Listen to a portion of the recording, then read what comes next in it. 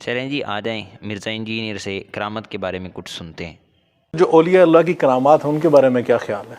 اولیاء اللہ کی کرامات کوئی کر کے نہیں دکھا سکتا۔ ہاں، کرامت کا مطلب کیا ہے؟ پہلے تو ان کو کہیں اس لفظ کو ڈیفائن کریں۔ کرامت کا مطلب ہے اللہ تعالیٰ کسی کا اکرام فرمائے، اس کی عزت افزائی کرے۔ کسی نے دعا کی، اللہ تعالیٰ نے قبول کر لی، کرامت ہوگی، بالکل ہو سکتی ہے، اس میں کوئی شک نہیں ہے۔ جی آپ نے سن لیا کہ کرامت اس کو کہتے ہیں کہ اللہ تعالیٰ اس بندے کا اکرام فرمائے، اس کی عزت افزائی فرمائے۔ اور کرامت ہے کیا؟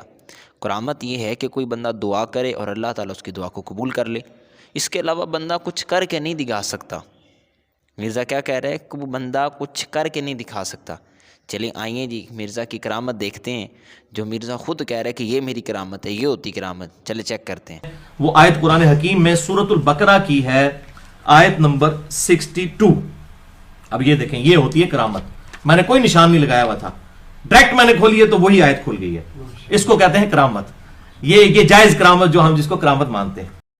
آئیے جی اب فتویٰ سنتے ہیں مرزا انجینئر کی زبانی کہ جو بندہ کرامت کا انکار کرے اس بندے کے بارے میں فتویٰ کیا ہے۔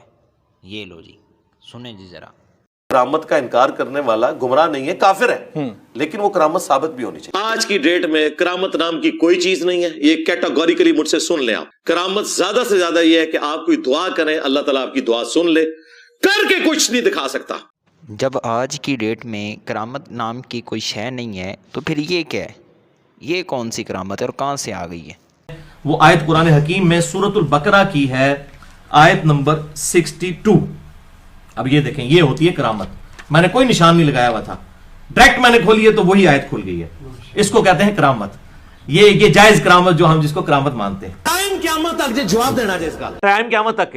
اچھا جی، اب آپ نے فتویٰ سن لیا ہے، کرامت بھی دیکھ لی ہے۔ اب آپ اس کرامت کو مانیں گے یا انکار کریں گے، یا اس کرامت کے بارے میں آپ کیا کہتے ہیں؟